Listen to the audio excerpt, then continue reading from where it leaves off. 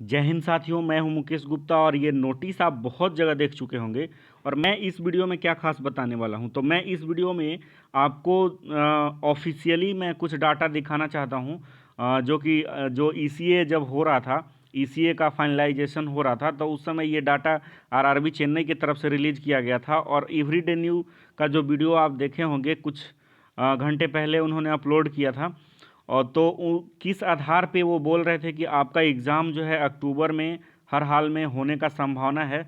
तो मैं ऑफिशियली दिखाऊंगा, जैसे कि आप ये देख पा रहे होंगे, ये ऑफिशियली डाटा मैंने कुछ लाया हूँ जो ईसीए के रिगार्डिंग था। जो आपका ईसीए जब फाइनलाइजेशन हो रहा था ईसीए का, तो उससे पहले हम देख लेते हैं कि इसमें आपका जो आंसर की आने का डेट यहाँ पे दिया गया है वो 16 दिया गया है, 16/8, 16 अगस्त। और 18 तक आप चेक कर सकते हैं और 23 तक आप यहाँ पे ऑब्जेक्शन कर सकते हैं। ये तो आपको सब कोई बता सकता था, लेकिन आप इस वीडियो में क्या खास देखिएगा, तो ये जो आप देख पा रहे हैं ये आपका मेनली जो है ये 2/3/2020 मतलब कि जब एनटीपीसी का एग्जामिनेशन शुरू होने वाला था, ईसीए का जब फाइनलाइजेशन हो रहा था एग्ज़ाम कंडक्टिंग एजेंसी का, तब ये नोटिस चेन्नई की तरफ से निकाला गया था। यहाँ पे आप देख सकते हैं आरआरबी चेन्नई, और यहाँ पे आप देख सकते हैं ये जो एम्प्लॉयमेंट नंबर है 1/2019 ईसीए रिगार्डिंग, ठीक है। तो ये आप ऑफिशियल साइट पे भी जाके देख सकते हैं। तो उसमें क्या था, तो इसमें आप देखिए यहाँ पे, इसमें ये प्रिपरेशन ऑफ फाइनल स्कोर्स वहाँ पे जो था, जैसे कि मान लीजिए आप प्रीलिम्स दिए हैं, सीवीटी 1 दिए हैं, तो उसका भी फाइनल स्कोर आपको वहाँ पे प्रिपरेशन करना पड़ेगा फाइनल स्कोर का। और इसमें जो लिखा हुआ है मैं वो ऑफिशियली बता रहा हूँ। ये for the arriving at the final score of the candidates and approved normalization formula will be applied on the raw marks. आपको पता है कि नया नया अभी जो है पिछले बार थोड़ा विरोध होने के कारण नया फिर से दोबारे से कुछ सुधार करके आपको नॉर्मलाइजेशन का फार्मूला यहाँ पर रिलीज किया गया। 2 नंबर में क्या कहता है, examination conducting agency ECA will provide the scores of the candidate with in 5 day of finalisation of answer की आफ्टर द ऑब्जेक्शन रिव्यू। यहाँ पे देखिए बहुत इंपॉर्टेंट पॉइंट ये लिखा है, और ये ऑफिशियल नोटिस है, ऐसा नहीं कि मैं कहीं से लाया हूँ। मतलब कि ईसीए जो है, जो भी मतलब हम लोग का जो ईसीए है, मतलब एनटीपीसी का ईसीए है, वो आपका टीसीएस है, ठीक है, टीसीएस है यहाँ पे। और TCS will provide the score of the candidate with in 5 day of finalisation of answer की। मतलब कि दोस्त अभी जो है आपसे यहाँ पे आंसर की रिलीज़ किया जाएगा 16 को, आप ऑब्जेक्शन करेंगे 23 तक। तो यहाँ पे आपको जैसे ही वो ऑब्जेक्शन वो रिसीव करेंगे टीसीएस वाले ने, वहाँ से फिर फाइनलाइज करेंगे कि कौन सा क्वेश्चन सही है, कौन सा क्वेश्चन गलत है। फिर वहाँ से आपको मास्टर क्वेश्चन पेपर या फिर जो है आपका फाइनल आंसर की, दोनों एक ही होता है, दोनों में से कोई एक आएगा। या तो आपका फाइनल आंसर की फाइनल आएगा आपका दोबारा, जो अभी ऑब्जेक्शन रेज करने के बाद फाइनल आंसर की आएगा, या तो मास्टर पेपर आपका रिलीज किया जाता है। तो उसके बाद जब फाइनल आंसर की ये लोग जब रिलीज कर देंगे, उसके 5 दिन के बाद, ठीक है, विद इन 5 डे यहाँ पे उनको मार्क्स जो है रिलीज करना होता है। और मार्क्स किस तरह से मार्क्स बनते हैं वो भी मैं दिखाऊंगा। तो 5 दिन के बाद ये लोग जब फाइनल आंसर की देंगे, उसके 5 दिन के बाद यहाँ पे आपका मार्क्स दिखा देगा। मार्क्स में जैसे कि मान लो आपका रॉ मार्क्स 70 है, ठीक है, आपका उसमें जो नेगेटिव है वो मान लीजिए आप 15 है, 85 टोटल आपने अटेम्प्ट किया, तो यहाँ पे आपका फाइनल मार्क्स कितना बड़ा, फाइनल रॉ मार्क्स कितना बना, फाइनल नॉर्मलाइजेशन मार्क्स कितना बना, इस तरह से नॉर्मलाइजेशन आपको कितना दिया गया, इस तरह से ये लोग 5 दिन के अंदर यहाँ पे डिसाइड करके और यहाँ पे अपलोड करते हैं। सी नंबर में है, ECA will have to prepare the result for each RRB as per approved merit list protocol document within the 10 days. तो यहाँ पे कह रहा है कि मतलब उसके बाद जो है जैसे ही वो लोग यहाँ पे आपका फाइनल आंसर की रिलीज करेंगे, और इसके 5 दिन के बाद जो है यहाँ पे आपका रिलीज किया जाएगा यहाँ पे आपका स्कोर कार्ड। इसके बाद 10 दिन के विद इन 10 डे आपको यहाँ पे उनको यहाँ पे रिजल्ट पब्लिश करना पड़ेगा। जैसे CBT 1 है तो CBT 1 10 दिन के अंदर, जब भी वो फाइनल आंसर की रिलीज करेंगे 10 दिन के अंदर। इस वीडियो में हम बात करेंगे कि CBT एग्ज़ाम आपका कब तक शुरू हो सकता है और CBT 1 का रिजल्ट कब तक फाइनल आ जाएगा। लेकिन उससे पहले देख लेते हैं, ECA will have to avoid by any change made by RRB in the procedure for the conduct of examination preparation of the question paper. ये हम लोग का काम का नहीं है, बस ये पॉइंट जो है preparation of the final score card.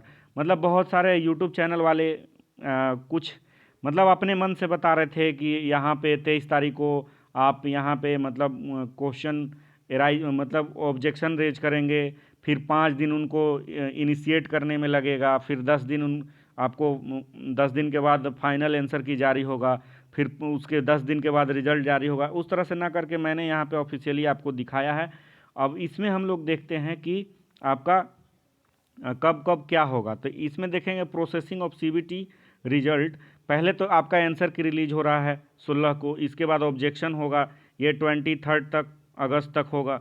ठीक है, प्रोसेसिंग ऑफ ऑब्जेक्शन ये आपका जो है मिनिमम आप 1 सप्ताह मोटा मोटी मान के चलिए। लिखा है अभी आप मैं आपको दिखा चुका हूँ ऑफिशियल में कि 5 दिन ये लोग यहाँ पे लेते हैं, लेकिन आप 1 सप्ताह मान के चलिए क्योंकि बीच में सैटरडे संडे भी हैं, तो 7 दिन ऐसे ही हो गया। तो मतलब अगस्त यहाँ पे आपका समाप्त हो गया।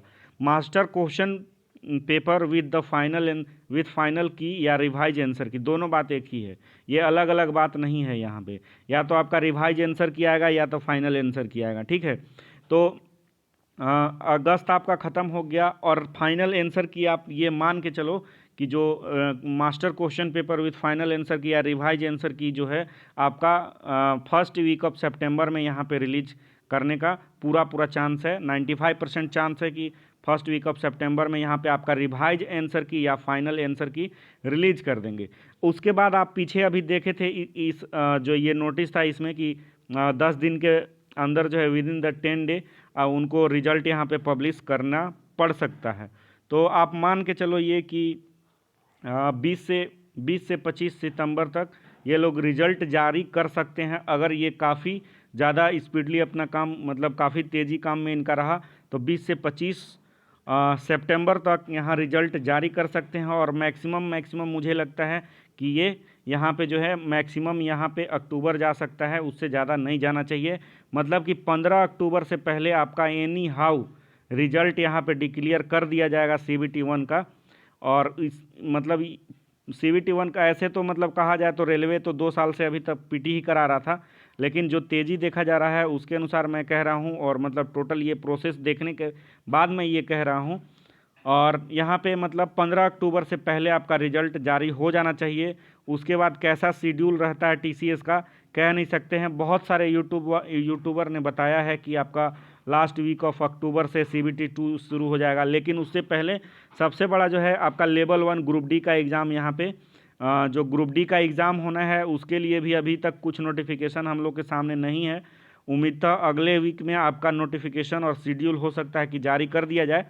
और यहाँ पे मैं बता दूँ, अगर 15 अक्टूबर के आसपास अगर आपका CBT 1 रिलीज होता है रिजल्ट, तो ये आपका नियम ही है कि 15 दिन पहले आपका CBT 2 का मिनिमम आपको 15 दिन पहले उनको शेड्यूल जारी करना पड़ेगा या नोटिस जारी करना पड़ेगा कि हम फलाने डेट से, तो पूरा अक्टूबर आपका ख़त्म हो जाता है। ठीक है, बहुत सारे लोग बताए हैं कि मिड अक्टूबर या लास्ट अक्टूबर से भी शुरू होता है, लेकिन आप ऐसे ही समझ लीजिए कि अगर लास्ट सितंबर में भी अगर आपका रिजल्ट अगर जारी करता है तो कम से कम 15-20 दिन पहले CBT 2 का शेड्यूल जारी करना पड़ेगा। फिर भी जो है लास्ट अक्टूबर आपका एग्ज़ाम शेड्यूल हो सकता है, अगर TCS का जो प्लानिंग चल रहा है वो अगर फिट बैठता है तब, क्योंकि बहुत सारे एग्ज़ाम हैं बीच में, आपको पता ही है कि SSC MTS का भी बीच में एग्ज़ाम है। तो इस तरह से शेड्यूल खाली रहा तो हो सकता है। और इसके साथ साथ मतलब पूरे ये कुल मिला के कहा जाए तो मुझे लगता है कि अक्टूबर में आपका CBT 2 संभव नहीं है,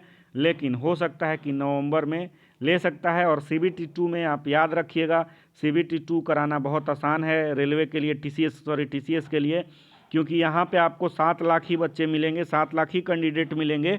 तो बीच में जैसे कि NTPC का 7th फेज जो एग्ज़ाम कराया है, उसी तरह से 5 लाख लास्ट में जो सातवां फेज था उसमें 5 लाख आपको कराया गया था। 5 लाख बच्चों का एग्ज़ाम कुछ ही दिनों में। तो यहाँ पे कराना बहुत बड़ी बात नहीं है 7 लाख बच्चों का TCS के लिए।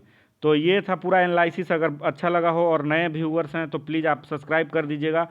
अब इस तरह का रेगुलर अपडेट आपको RRB, NTPC और RRC ग्रुप डी के बारे में अब रेगुलर अपडेट आपको मैं देता रहूँगा।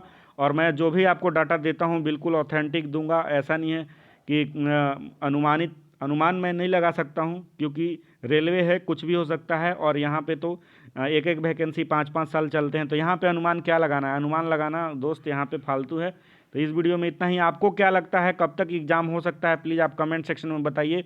और मेरा वीडियो कैसा लगा ये भी बताइएगा, मेरा एनालिसिस कैसा लगा ये भी आप कमेंट सेक्शन में बताइएगा। जय हिंद, मिलते हैं नेक्स्ट वीडियो में।